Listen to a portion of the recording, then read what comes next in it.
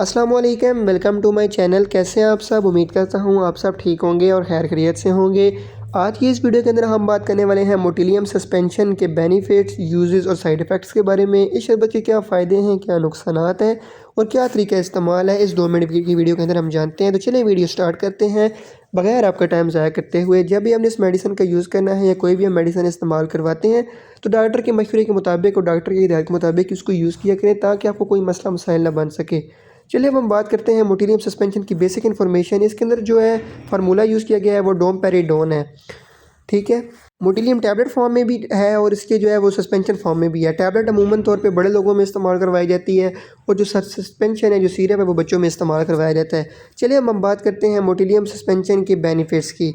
तो इस सिरप को इस्तेमाल करवाया जाता है उल्टी को रोकने के लिए, उल्टी को ख़त्म करने के लिए। अक्सर जो बच्चे होते हैं उनको बैक्टीरियल इन्फेक्शन की वजह से या किसी भी इन्फेक्शन की वजह से उनका पेट ख़राब हो जाता है, उनको डायरिया वोमिटिंग की शिकायत होती है, मतलब वो उल्टी करते हैं।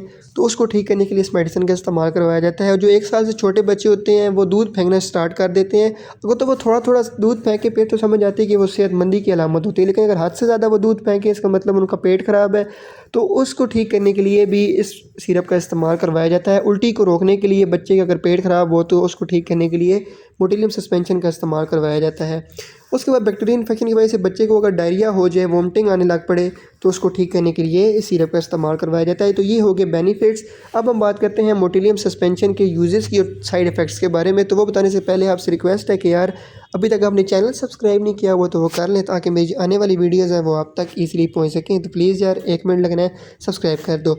अब हम बात करते हैं मोटिलियम सस्पेंशन के यूजेस के बारे में। तो इसको आपने यूज़ डॉक्टर की हिदायत के मुताबिक करना है क्योंकि इसका जो इस्तेमाल होता है वो बच्चे की एज, वज़न के हिसाब से करवाया जाता है।